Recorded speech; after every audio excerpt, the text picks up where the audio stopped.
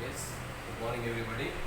Today civics second ఇయర్కి సంబంధించి భారతదేశంలో ఉగ్రవాద వ్యతిరేక చర్యలు లేదా ఉగ్రవాద నివారణ చర్యల గురించి మరియు భారతదేశంలో అవినీతి వ్యతిరేక చట్టాల గురించి ఈరోజు క్లాస్లో మనం తెలుసుకుందాం. గత క్లాసులో మనము ఈ ఉగ్రవాదానికి సంబంధించినటువంటి రకాలేంటి, వాటికి సంబంధించిన వివరణ గురించి తెలుసుకుందాం. చూడండి, ఉగ్రవాద నివారణ చర్యలు భారతదేశంలో అనేకం ఉన్నాయి. ఉగ్రవాద వ్యతిరేక చర్యలు లేదా కొన్ని చట్టాలు కూడా ఉగ్రవాదానికి నివారించడం కోసం అనేక చట్టాలు ప్రవేశపెట్టడం జరిగింది. చూడండి, భారతదేశంతో సహా ప్రపంచంలో ఉన్న అనేక దేశాలను అనేక ఇబ్బందులకు గురి చేస్తున్న అతి ప్రధానమైన సమస్య ఏంటంటే ఈరోజు టెర్రరిజం. దీన్నే ఉగ్రవాదం అని అంటారు, ఆంగ్లంలో టెర్రరిజం అంటారు. భారతదేశంతో సహా ప్రపంచంలో ఉన్న అనేక దేశాలను అనేక ఇబ్బందులకు గురి చేస్తున్న ఒక ప్రధాన సమస్య నేడు ఈ టెర్రరిజం, ఉగ్రవాదం. ఈ ఉగ్రవాదం యొక్క ముసుగులో నేడు హత్యలు, కిడ్నాప్లు, హైజాకింగ్ పాల్పడడం మొదలగునవి జరుగుతున్నాయి. ఏమేమి జరుగుతున్నాయన్నా ఈ ఉగ్రవాదం యొక్క ముసుగులో ఒకటి హత్యలు, కిడ్నాప్ చేయడం అండ్ హైజాకింగ్ మొదలగున వాటికి పాల్పడడం జరుగుతుంది. ఎవరు? ఉగ్రవాదం. ప్రజల్లో భయోత్పాతాన్ని సృష్టించడమే ఉగ్రవాదుల యొక్క లక్ష్యం. ఈ ఉగ్రవాదులు యొక్క లక్ష్యాలు అన్నీ కూడా హింసతో కూడుకొని ఉంటాయి. ఉగ్రవాదుల లక్ష్యం ఏంటంటే అది హింసతో కూడుకొని ఉండడం, ఈ ప్రజల్లో భయోత్పాతాన్ని సృష్టించడం, అది ఒక ఉగ్రవాదం యొక్క లక్షణం. చూడండి, ఇక్కడ భారతదేశంలో ఆంధ్రప్రదేశ్, కర్ణాటక, తమిళనాడు రాష్ట్రాల సరిహద్దుల్లో ఉన్నటువంటి ఈ నిషేధించబడినటువంటి మాదక ద్రవ్యాల కొరకు గంధపు చెక్కలు, ఇతర సుగంధ ద్రవ్యాలను ఏ విధంగానైనా స్వాధీనం చేసుకోవాలనే ఒక లక్ష్యంతో అటవీ శాఖ అధికారులను, పోలీసు అధికారులను సైతం కూడా చంపివేయడం జరుగుతుంది. ఇది మనము మాదక ద్రవ్యాల ఉగ్రవాదంగా పేర్కొన్నాం. చూడండి, మాదక ద్రవ్యాల ఉగ్రవాదంలో భాగంగా వారు ఆ గంధపు చక్కెరను, సుగంధ ద్రవ్యాలను స్వాధీనం చేసుకోవాలనేటువంటి లక్ష్యంతో పోలీస్ అధికారులను, అటవీ శాఖ అధికారులను చంపివేయడం జరుగుతుంది. ఇవి ఎక్కువగా మన భారతదేశంలో ఈ ఆంధ్రప్రదేశ్లోను, తమిళనాడులోను, కర్ణాటక రాష్ట్రాల్లోనూ అటవీ ప్రాంతంలో గంధపు చెక్కలు ఎక్కువగా ఉండడం జరిగింది. ఈ ప్రాంతంలో ఎక్కువ ఈ రకమైన దాడులకు ఉగ్రవాదులు పాల్పడుతున్నారు. చూడండి అన్న, ఈ ఇటీవల కాలంలో సైబర్ ఉగ్రవాదం ఒకటి, పర్యావరణ ఉగ్రవాదం ఒకటి, ఆత్మాహుతి దాడి ఒకటి జరుగుతున్నాయని చెప్పవచ్చు. ఉగ్రవాద దాడుల్లో భాగంగా పర్యావరణ ఉగ్రవాదాన్ని జీవ రసాయన ఉగ్రవాదం అని కూడా పిలుస్తారు. బయో ఉగ్రవాదం, జీవ రసాయన ఉగ్రవాదం. దీని లక్ష్యం ఏంటి? వీళ్ళు ఏ విధంగా ప్రయోగిస్తారు? జంతువులకు, పక్షులకు, మానవానికి, వృక్ష జాతికి నష్టం కల్పించాలనేటువంటి సంకల్పంతో వారు ఈ రకమైన ఉగ్రవాదానికి పాల్పడతారు. ఎలా? బ్యాక్టీరియాలను, సూక్ష్మక్రిములను, వైరస్లను ఉపయోగించి ఈ మానవాళిని ఇబ్బంది కలిగించడము, జంతువులను చంపివేయడము, సహజ వనరులన్నింటినీ కూడా ధ్వంసం చేయడం లాంటి ఒక లక్ష్యంగా పెట్టుకొని వారు ఈ పర్యావరణ ఉగ్రవాదానికి పాల్పడడం జరుగుతుంది. దాన్ని జీవ రసాయన ఉగ్రవాదాన్ని కూడా పిలుస్తుంటారు.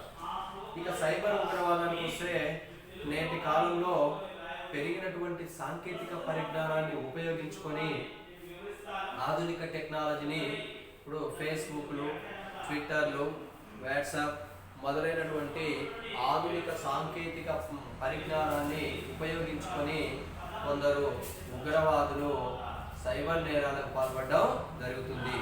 దీనిలో భాగంగా మహిళలను కించపరచడము, అసత్య ప్రచారాలు చేయడము, మానవ జాతిని మానసికంగా నైతికంగా దెబ్బతీసే విధంగా ప్రయత్నం చేయడం అనేది నేటి సైబర్ ఉగ్రవాదంలో భాగంగా చెప్పవచ్చును. ఇక ఆత్మాహుతి దాడి. ఈ ఆత్మాహుతి దాడిలో అనేక మంది ప్రజలు తమ ప్రాణాలను కోల్పోయిన పరిస్థితి ఉన్నది. ముంబైలో ఉన్నటువంటి తాజ్ హోటల్ దాడులు కానివ్వండి, ఇటీవల కాలంలో జరిగినటువంటి దాడులు కానివ్వండి, మరియు గతంలో భారతదేశ మాజీ ప్రధానమంత్రి రాజీవ్ గాంధీపై జరిగినటువంటి దాడి కానీ ఆత్మాహుతి దాడులుగా చెప్పవచ్చు. ఉగ్రవాదుల యొక్క దాడిలో భారతదేశము కీలకమైనటువంటి మహానేతలను, జాతీయ నేతలను కూడా కోల్పోయిన పరిస్థితి వచ్చింది. వారిలో ప్రముఖులు ఇందిరాగాంధీ, మహాత్మా గాంధీ, రాజీవ్ గాంధీ మొదలైన వారందరూ కూడా ఈ ఉగ్రవాద దాడుల్లో మరణించారని చెప్పవచ్చును. రాజీవ్ గాంధీ 1991వ సంవత్సరంలో ఆయన్ని ఉగ్రవాదులు ఆత్మాహుతి దాడిని ప్రయోగించి వారిని చంపివేయడం జరిగింది. ఈ ఉగ్రవాదం అనేది భారతదేశంలో సామాన్య ప్రజలను సైతము అనేక రకాల ఇబ్బందులకు గురి చేస్తుంది. సాధారణ ప్రజానీకాన్ని మొదలుకొని భారతదేశ ప్రధానమంత్రి వరకు అందరినీ కూడా అనేక ఇబ్బందులకు గురి చేస్తుంది ఈ ఉగ్రవాదం అనేటువంటి ఒక సమస్య. ఇది మన భారతదేశానికి ఒక భారతదేశానికి పరిమితం కాకుండా ప్రపంచంలో ఉన్నటువంటి అన్ని దేశాలకు కూడా ఈ ఉగ్రవాదం అనేది విస్తరించింది. అంటే భారతదేశాన్ని కలవరపెట్టడమే కాదు, ప్రపంచంలో ఉన్న అనేక దేశాలను అనేక ఇబ్బందులకు గురి చేస్తున్న అతి ప్రధానమైనటువంటి ఒక సమస్య నేడేంటి అంటే ఈ టెర్రరిజం. ఈ ఉగ్రవాదాన్ని నివారించడం కోసము భారతదేశములో ఉన్నటువంటి కేంద్ర రాష్ట్ర ప్రభుత్వాలన్నీ కూడా తమ వంతు పాత్రని పోషిస్తున్నాయి. అవి అనేక రకాల చర్యలను, చట్టాలను కూడా రూపొందిస్తున్నాయి. మరి ఈ కేంద్ర ప్రభుత్వము ఉగ్రవాద నివారణకు ఏర్పాటు చేసినటువంటి చర్యలు కానీ, ఉగ్రవాద వ్యతిరేక నివారణ చర్యలు ఏంటి అనేది మనం ఇప్పుడు చూద్దామన్నా. ఒకటి, చట్ట వ్యతిరేక కార్యకలాపాల నివారణ చట్టం 1967 1967లో ప్రవేశపెట్టినటువంటి చట్ట వ్యతిరేక కార్యకలాపాల నివారణ చట్టము ప్రకారము ఈ ఉగ్రవాదాన్ని నివారించడానికి ఒక అవకాశం ఏర్పడిందని చెప్పవచ్చును. అండ్ నెక్స్ట్ వన్, జాతీయ భద్రతా చట్టము 1980 1980లో జాతీయ భద్రతా చట్టం తీసుకురావడంతో కేంద్ర ప్రభుత్వము కొంతవరకు ఉగ్రవాదాన్ని నిర్మూలించే అవకాశం కూడా లభించిందని చెప్పవచ్చును. నెక్స్ట్ ఉగ్రవాద విచ్ఛిన్నకర కార్యకలాపాల నివారణ చట్టము. ఈ ఉగ్రవాదాన్ని ఏ విధంగానైనా నివారించాలనేటువంటి ఒక సంకల్పంతో కేంద్ర ప్రభుత్వము ఈ విచ్ఛిన్నకర కార్యకలాపాల నివారణ చట్టాన్ని 1985లో తీసుకొని రావడం జరిగింది. దీని కారణంగా కూడా భారతదేశంలో ఈ ఉగ్రవాదాన్ని నివారించే ఒక మార్గం ఏర్పడింది. నెక్స్ట్, ఉగ్రవాద నిరోధక చట్టం కోటా. దీన్ని 2002లో ఏర్పాటు చేయడం జరిగింది. ఈ కోటా చట్టం ద్వారా కూడా భారతదేశంలో ఉగ్రవాదాన్ని నివారించేటువంటి ఒక అవకాశం అనేది లభించిందని చెప్పవచ్చును. చూడగలరా, ఐక్యరాజ్య సమితి యుఎన్ఓ అంటే యునైటెడ్ నేషన్స్ అండ్ ఆర్గనైజేషన్. దీన్ని తెలుగులో ఐక్యరాజ్య సమితి అని కూడా పిలుస్తారు. చూడండి, ఏంటిది ఐక్యరాజ్య సమితి? ఇక్కడ రాస్తున్నారు చూడండి, ఐక్యరాజ్య సమితి. ఇది ఎప్పుడు ఏర్పడింది కదా? 1945 అక్టోబర్ 24న ఏర్పడింది. దీని ప్రధాన కార్యాలయం వచ్చేసి న్యూయార్క్లో ఉన్నది. ఓకే, మరి దీని ప్రధాన ఉద్దేశం ఏంటి నాన్న? ప్రపంచ దేశాలకు శాంతిని పెంపొందించడం. ప్రపంచ దేశాలకు శాంతిని పెంపొందించేదే యుఎన్ఓ, యునైటెడ్ నేషన్స్ ఆర్గనైజేషన్, ఐక్యరాజ్య సమితి. అదేం చేస్తుంది అంటే ఐక్యరాజ్య సమితి 2006 నుండి ఈ ఉగ్రవాదాన్ని నివారించడం కోసము ఏర్పాటు చేసినటువంటి సమావేశాలలో ఏ దేశాలు పాల్గొంటున్నాయంటే America, Britain, France, Germany, Japan మొదలగు వాటితో కలిసి భారతదేశం కూడా పాల్గొంటుంది, తన వంతు పాత్రని పోషిస్తుంది. ఏ విధంగానైనా ఉగ్రవాదాన్ని నిర్మూలించాలి అంటే నిర్మూలించాలనేటువంటి ఒక సంకల్పంతో ఐక్యరాజ్య సమితి ఏర్పాటు చేసేటువంటి సమావేశాలలో పాల్గొంటుంది. ఏ సమావేశాలవి? ఉగ్రవాద నివారణకు చేపట్టేటువంటి చర్యలకు సంబంధించినటువంటి సమావేశాలలో భారతదేశము 2006 నుండి ఈ అమెరికా, బ్రిటన్, ఫ్రాన్స్తో కలిసి ఇది కూడా మన దేశం కూడా పాల్గొంటుంది. ఎందుకో అమెరికానే ఈ అన్ని దేశాలతో కలిసి ఉగ్రవాద నివారణకు సమావేశం ఏర్పాటు చేస్తుంది అంటే ఐక్యరాజ్య సమితి అనేది ప్రపంచ దేశాలకు శాంతి సంస్థగా చెప్పవచ్చును. ఒక దేశం మరొక దేశం పైన దురాక్రమణ చేసినప్పుడు అట్టి దురాక్రమణను నిలుపుదల చేయవలసిన బాధ్యత ఐక్యరాజ్య సమితికి ఉంటుంది. ఇది ఒక శాంతి సంస్థ. ఇది ప్రపంచ దేశాల మధ్య శాంతిని, సహకారాన్ని పెంపొందిస్తుంది. ఒక దేశం మరొక దేశం మీద దాడి చేయకుండా ఇది కాపాడుతుంది.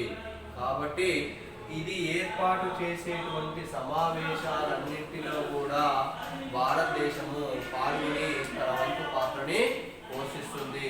ముఖ్యంగా ఉగ్రవాద నివారణకు ఏ విధమైనటువంటి చర్యలు చేపట్టాలి అనేటువంటి సమావేశాలలో భారతదేశం కూడా కొన్ని దేశాలతో కలిసి 2006 నుండి నేటి వరకు పాల్గొంటూ ఉన్నది. ఈ రకమైన చర్యలతోటి భారతదేశంలో ఉగ్రవాదాన్ని నివారించడం అనేది జరుగుతుంది. ఇంకా చూడండి నాన్న, దేశంలో వెనుకబడినటువంటి వర్గాల వారి యొక్క అభ్యున్నతికి చర్యలు చేపట్టాలి. చూడండి, దేశంలో వెనుకబడిన వర్గాల వారు, బీసీస్, బ్యాక్వర్డ్ క్లాసెస్, ఎవరైతే దేశంలో వెనుకబడిన వర్గాల వారు ఉంటారో వారి అభివృద్ధికి కూడా ప్రభుత్వము ప్రత్యేకమైనటువంటి చర్యలను చేపట్టడం ద్వారా కూడా భారతదేశంలో ఈ ఉగ్రవాదాన్ని నివారించే అవకాశం కూడా లభిస్తుంది. అంతేకాకుండా చూడండి, ఇక్కడ భద్రతా పరంగా పోలీసులకు అత్యాధునిక ఆయుధాలు పంపిణీ చేయాలి. దేనికోసము? ఉగ్రవాదాన్ని నిర్మూలించడం కోసం, నివారణ చేయడం కోసం. ఇప్పుడు అత్యాధునిక ఆయుధాలు లేవనుకోండి, పోలీసులు కూడా ఈ ఉగ్రవాదుల యొక్క దాడిలో మరణించే అవకాశం ఉంటుంది. కాబట్టి వారికి ఏ రకమైనటువంటి సౌకర్యాలు కల్పించాలి? అత్యాధునికమైనటువంటి ఆయుధాలను కల్పించాల్సినటువంటి అవసరము ప్రభుత్వం పైన ఉన్నది. కాబట్టే ఈ ఉగ్రవాద నివారణ చర్యల్లో భాగంగా భద్రతా పరంగా పోలీసులకు అత్యాధునిక ఆయుధాలను అందిస్తుంది.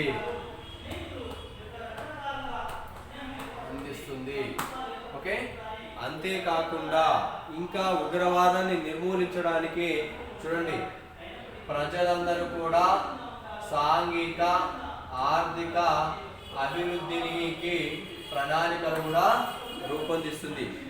వారికి కనీస జీవన ప్రమాణాలు పొందేటందుగా జీవనోపాధిని కల్పించుకునే విధంగా వారికి ఒక పనికి భద్రత కల్పించడము, వారికి పని హక్కులు కల్పించడము, ఉద్యోగానికి ఒక భరోసా కల్పించడము, మరియు వారు కులమత భేదాలు పాటించకుండా అందరినీ సమానంగా చూడడం అనేటువంటి సాంఘిక సమానత్వం కోసము, ఆర్థిక సమానత్వం కోసం భారతదేశం తన వంతు కృషి చేస్తూ ఉన్నది. తద్వారా ఏమవుతుందంటే ఈ సాంఘిక ఆర్థిక అభివృద్ధి ద్వారా ఏమవుతుందంటే ఉగ్రవాదం వైపు వెళ్లకుండా ప్రజలు ఉండే అవకాశం ఉంటుంది. ఆర్థికంగా వారికి ఆర్థికపరమైనటువంటి అభివృద్ధికి ప్రణాళికలు రూపొందించడంతో ఉగ్రవాదము నివారించే అవకాశము ఏర్పడుతుంది. నెక్స్ట్,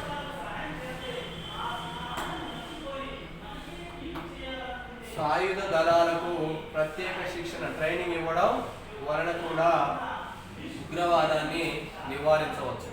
సాయుధ దళాలకు చూడండి, బెటాలియన్లో పనిచేసేటువంటి లేదా ఇండియన్ ఆర్మీలో ఉన్నటువంటి వారికి కానీ, బోర్డర్ ఆఫ్ సెక్యూరిటీ ఫోర్స్ సంబంధించినటువంటి వారికి కానీ, సెంట్రల్ రిజర్వ్ పోలీస్ ఫోర్స్ కానీ మొదలగు అన్నిటికి సంబంధించినటువంటి ఈ సాయుధ దళాల వారికి ప్రత్యేక ట్రైనింగ్ శిక్షణ ఇవ్వడం ద్వారా కూడా ఆ ఉగ్రవాదాన్ని నివారించే అవకాశం ఉంటుంది. మరి ఉగ్రవాద దాడులను మనం తట్టుకోవాలంటే మనకు ఒక ప్రత్యేకమైనటువంటి శిక్షణ కావాలి, ట్రైనింగ్ కావాలి. ఆ శిక్షణను కూడా సాయుధ దళాలకు కేంద్ర ప్రభుత్వం ఇస్తుంది. ఇవ్వడం ద్వారా మన దేశంలో ఉగ్రవాదాన్ని నిర్మూలించే అవకాశం మనకు ఉంటుంది. నెక్స్ట్, ప్రాంతీయ అసమానతలను తగ్గించడం ద్వారా కూడా చూడండి, ఇక్కడ ప్రాంతీయ అసమానతలను తగ్గించడం. ప్రాంతీయ పరంగా అసమానతలు ఉన్నాయనుకోండి, వాస్తవానికి కొంత అల్లర్లు చెలరేగే అవకాశం ఉంటుంది. ఇక్కడ ప్రాంతీయ అసమానతలను తగ్గించడం, ఒక ప్రాంతాన్ని పూర్తి స్థాయిలో అభివృద్ధి చేయడం, మరొక ప్రాంతాన్ని పూర్తి స్థాయిలో అభివృద్ధి చేయకుండా ఉండడం వల్ల ఏమవుతుందంటే ఉగ్రవాద చర్యలకు ప్రేరేపితం కావడం జరుగుతుంది. కాబట్టి ఇక్కడ ప్రాంతీయ అసమానతలను తగ్గించే ప్రయత్నం చేస్తుంది ప్రభుత్వం. తద్వారా ఉగ్రవాదాన్ని నివారించే ఒక అవకాశం ఏర్పడుతుంది. నెక్స్ట్, గిరిజన ప్రాంతాలను కూడా అభివృద్ధి చేయడం జరుగుతుంది. ఈ గిరిజన ప్రాంతాలను అభివృద్ధి చేయడం మూలంగా కూడా ఈ ఉగ్రవాదాన్ని నివారించే ఒక అవకాశము ఏర్పడుతుంది. మరియు విద్య, ఉద్యోగ, ఉపాధి అవకాశాలను కూడా ప్రభుత్వాలు పెంపొందించినప్పుడే ఉగ్రవాదాన్ని నిర్మూలించే ఒక అవకాశం ఏర్పడుతుంది. విద్య ఉండడం ద్వారా వాడిలో వివేకం పెరుగుతుంది, ఈ ఉగ్రవాదం వైపు వెళ్ళడు. ఉపాధి అవకాశాలు కల్పించాలి, ఉద్యోగ అవకాశాలు కల్పించాలి. అలా యువతకు ఉద్యోగ అవకాశాలు కల్పించడం మూలంగా కూడా ఉగ్రవాదాన్ని నిర్మూలించే అవకాశం ఉంటుంది. ఉగ్రవాదం వైపు ఆకర్షితులు కాకుండా ప్రభుత్వము యువతకు ఉపాధి, ఉద్యోగ అవకాశాలను కల్పించాలి. అలా కల్పించినప్పుడు ఉగ్రవాదాన్ని నివారించే అవకాశం ఉంటుంది. కాబట్టి ఆ రకమైన చర్యలను కూడా ప్రభుత్వం చేపడుతుంది ఉగ్రవాదాన్ని నిర్మూలించడం కొరకు. ఏం అవకాశం కల్పిస్తుందన్నా, యువతకు ఉద్యోగ అవకాశాలు. ఇక్కడ రాస్తుంది చూడండి, యువతకు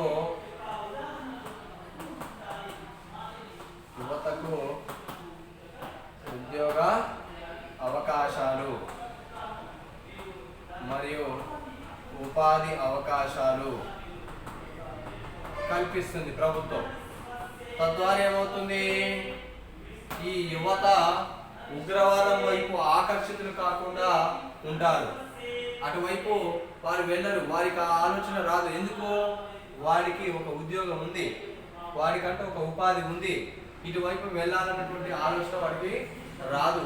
కాబట్టి ఆ రకంగా కూడా విద్య, ఉద్యోగ, ఉపాధి అవకాశాలను కల్పించి కూడా ప్రభుత్వము భారతదేశంలో ఉగ్రవాదాన్ని నివారించేటందుకు ఈ రకమైన చర్యలను చేపట్టింది. ఓకేనా? జాతీయ భద్రతా చట్టము, చట్ట వ్యతిరేక కార్యకలాపాల నివారణ చట్టము, ఉగ్రవాద విచ్ఛిన్నకర కార్యకలాపాల చట్టము మరియు కోటా చట్టము మొదలైనవన్నింటినీ ఏర్పాటు చేసి ఈ భారతదేశంలో ఉగ్రవాదాన్ని నిర్మూలించడానికి ప్రభుత్వము తన వంతు పాత్రను పోషిస్తూ ఉన్నది. ముఖ్యంగా భద్రతా పరంగా అత్యాధునిక ఆయుధాలను పోలీసు వారికి కల్పించడము, సాయుధ దళాల వారికి ప్రత్యేక శిక్షణ ఇవ్వడము, గిరిజన ప్రాంతాలను అభివృద్ధి చేయడము, ప్రాంతీయ అసమానతను తగ్గించడము, ప్రజలకు ఆర్థిక, సాంఘిక పరంగా వారు అన్ని రంగాల్లో అభివృద్ధిని సాధించడము, ప్రణాళికలు రూపొందించడము, ముఖ్యంగా యువతకు విద్య, ఉద్యోగ, ఉపాధి అవకాశాలు కల్పించడం మూలంగా భారతదేశంలో ఉగ్రవాదాన్ని నివారించేటువంటి ఒక అవకాశము ఏర్పడిందని చెప్పవచ్చును. ఈ రకమైనటువంటి చర్యలన్నీ కూడా భారతదేశంలో ఉగ్రవాద నివారణకు చేపట్టడం జరుగుతుంది. ఓకేనా? ఓకే, నెక్స్ట్ వన్ ఏంటి? మనము సెకండ్, భారతదేశంలో అవినీతి వ్యతిరేక చట్టాల గురించి చూద్దాము. ఫస్ట్ దేని గురించి తెలుసుకున్నాం మనం ఇప్పుడు? భారతదేశంలో ఉగ్రవాద నివారణ చర్యల గురించి తెలుసుకుందాం. ఇప్పుడు భారతదేశంలో అవినీతి వ్యతిరేక చట్టాల గురించి తెలుసుకుందాం. చూడండి, అవినీతి వ్యతిరేక చట్టాలు, అవినీతి వ్యతిరేక చర్యలు కొన్ని ఉన్నాయి భారతదేశంలో అవినీతిని అంతమొందించడానికి. అవినీతిని ముఖ్యంగా చూడండి, భారతదేశాన్ని వేధిస్తున్నటువంటి మరొక ప్రధాన సమస్య అవినీతి అని చెప్పవచ్చు. ఒక ఉగ్రవాదం ఒక్కటే కాదు, భారతదేశాన్ని ఇబ్బందులకు గురి చేస్తున్నటువంటి మరొక ప్రధాన సమస్య ఈ అవినీతి. ఎస్, భారతదేశాన్ని వేధిస్తున్న మరొక సమస్య అని చెప్పవచ్చు. ఇది భారతదేశం ఎదగకుండా ఒక కారణము ఈ అవినీతి అని చెప్పవచ్చు. భారతదేశానికి స్వాతంత్రం సిద్ధించి 73 సంవత్సరాలు గడుస్తున్నప్పటికీ కూడా నేటికి సైతము 70 ఏళ్ళు దాటిపోయినా కూడా భారతదేశం అభివృద్ధి చెందుతున్న దేశంగా పరిగణించబడుతుంది, అభివృద్ధి చెందిన దేశంగా పరిగణించబడట్లేదు. కారణము భారతదేశంలో ఉన్నటువంటి ఈ అవినీతి. చూడండి నాన్న, అవినీతి వలనే భారతదేశము వెనకబడి పోతుంది అని చెప్పడంలో ఎటువంటి సందేహము లేదు. చూడండి అన్న, అసలు అవినీతిని ఆంగ్లంలో ఏమంటారు, దానికి ఉన్నటువంటి అర్థం ఏంటి, అసలు అవినీతి అంటే ఏంటో తెలుసుకుందాం. ముందుగా భారతదేశాన్ని పట్టి పీడిస్తున్నటువంటి సమస్యల్లో మరొక ప్రధాన సమస్య ఈ అవినీతి. చూడండి, అవినీతిని ఆంగ్లంలో కరప్షన్ అని అంటారు. ఈ కరప్షన్ అనే పదము కరప్టస్ అనే లాటిన్ పదం నుండి వచ్చింది. కరప్టస్ అనగా ధ్వంసం చేయడము, లాటిన్ భాషలో ధ్వంసం చేయడం లేదా పగులగొట్టడం అని అర్థము. చూడండి, ఆంగ్లంలో ఈ అవినీతిని ఏమంటారంటే, ఇక్కడ రాస్తున్నా చూడండి, స్పేస్ ఉంది కదా, కరప్షన్. కరప్షన్ ఈ కరప్షన్ అనే పదము కరప్టస్ అనే లాటిన్ పదం నుంచి వస్తుంది.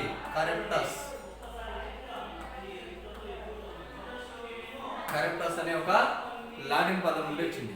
మరి లాటిన్ భాషలో ఈ పదానికి ఉన్న అర్థం ఏంటంటే కరప్టస్ అనగా ధ్వంసం చేయడం. ఇక్కడ రాస్తున్నాను చూడండి, ఏంటది? ధ్వంసం చేయడం. ఓకేనా? దీనే లేదా పగులగొట్టడం అని కూడా పిలుస్తారు. లేదా పగులగొట్టడం, లేదా పగలగొట్టడం.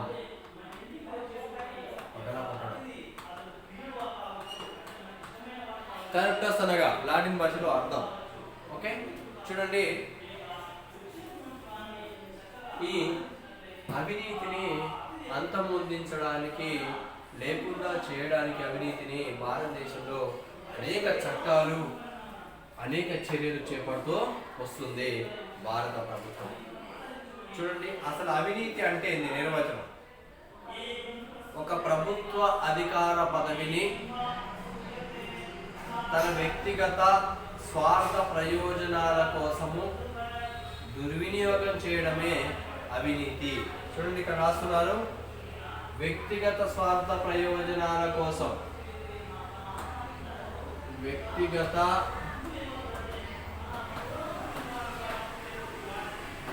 స్వార్థ ప్రయోజనాల కోసం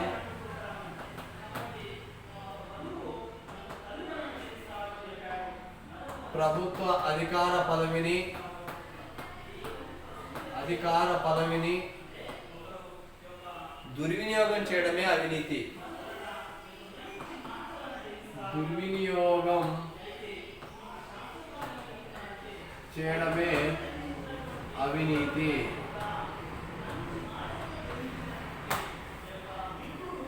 సరే మరొకసారి చూడండి, కనిపించకపోవచ్చు నేను రాసేటప్పుడు. వ్యక్తిగత స్వార్థ ప్రయోజనాల కోసం ప్రభుత్వ అధికార పదవిని దుర్వినియోగం చేయడమే అవినీతి అని అంటారు. చూడండి, ఇటీవల కాలంలో చాలామంది ఈ అవినీతికి పాల్పడటం అనేది జరిగింది. అవినీతికి అనేక రూపాలున్నాయన్న. లంచం, అవినీతికి ఒక రూపం ఏంటి? లంచం.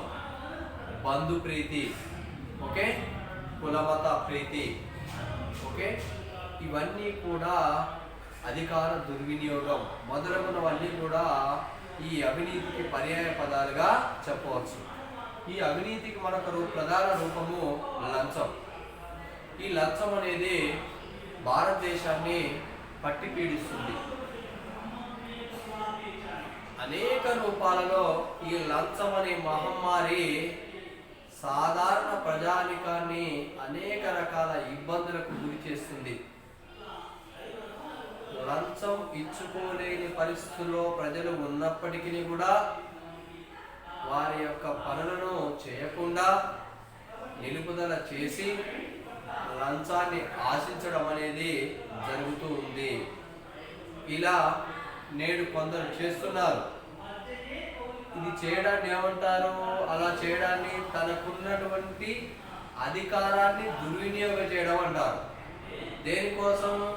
స్వార్థ ప్రయోజనాలను ఆశించి, వ్యక్తిగత ప్రయోజనాలను ఆశించి అలా లబ్ధి చెందాలనేటువంటి ఉద్దేశంతో వారు అవినీతికి పాల్పడడం జరుగుతుంది.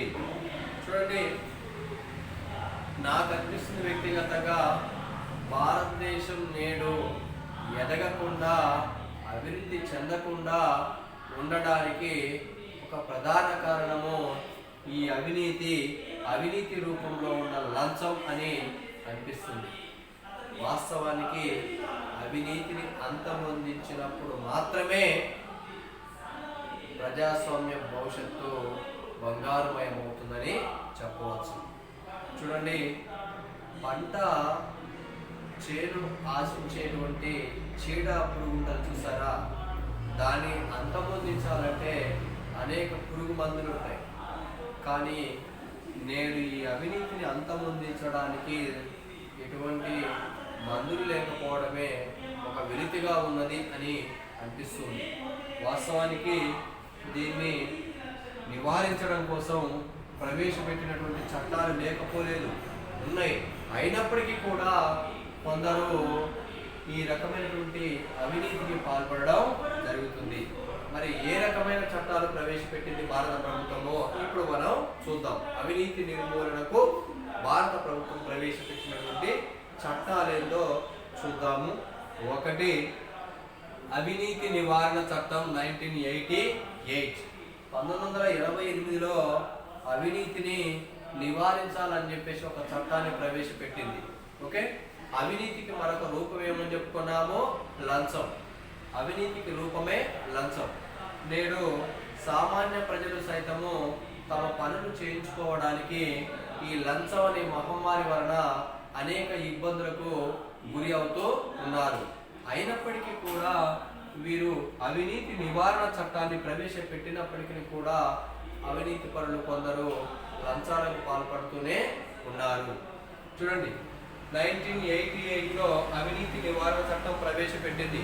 మంచి ఉద్దేశంతో, ఎట్టి పరిస్థితుల్లో అవినీతికి పాల్పడకూడదు అన్న ఉద్దేశంతో, సంకల్పంతో భారత ప్రభుత్వం ఒక అద్భుతంగా ఈ చట్టాన్ని తీసుకొని వచ్చింది.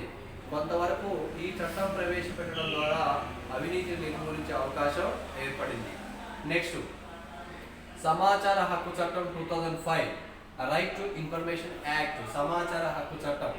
దీని ద్వారా ఏమవుతుందంటే ప్రభుత్వ అధికారులు వారి యొక్క పనితీరును ఎప్పటికప్పుడు తెలుసుకునే ఒక అవకాశం అనేది లభిస్తుంది. కాబట్టి ఈ సమాచార హక్కు చట్టం ద్వారా కూడా మనం అవినీతిని నిర్మూలించే ఒక అవకాశం ఏర్పడుతుంది. మరొక చట్టము కేంద్ర నిఘా వ్యవహారాల కమిషన్. ఈ కేంద్ర నిఘా వ్యవహారాల కమిషన్ 1964లో ఏర్పాటు చేసిరు. దీని ద్వారా కూడా భారతదేశంలో అవినీతిని నిర్మూలించే అవకాశం ఉన్నది. ఇది ఒక అవినీతి వ్యతిరేక చట్టంగా చెప్పవచ్చును. నెక్స్ట్, ప్రజావేగుల భద్రత. ప్రజావేగులనే వారు ఎవరింతకీ? ప్రభుత్వ కార్యాలయాలలో అవినీతికి పాల్పడకుండా సక్రమంగా తమ విధులను నిర్వర్తించేటట్టు చూసేవారు. అవినీతికి పాల్పడినటువంటి వారి యొక్క పేర్లను బహిర్గతం చేసే వారిని ప్రజావేగులు అని పిలుస్తారు. ఆ ప్రజావేగులకు భద్రత కల్పించేటందుకు కూడా ప్రజా ప్రయోజనాల తీర్మానాన్ని ప్రవేశపెట్టింది కేంద్రం. తద్వారా ఏమైందంటే ఈ ప్రజావేగులకు భద్రత లేదా రక్షణ కల్పించే ఒక అవకాశం ఏర్పడింది. ఎందుకోసం అంటే గతంలో జాతీయ రహదారుల కుంభకోణానికి పాల్పడినటువంటి వారి యొక్క పేర్లను వెలికి తీసినటువంటి సత్యేంద్ర దుబే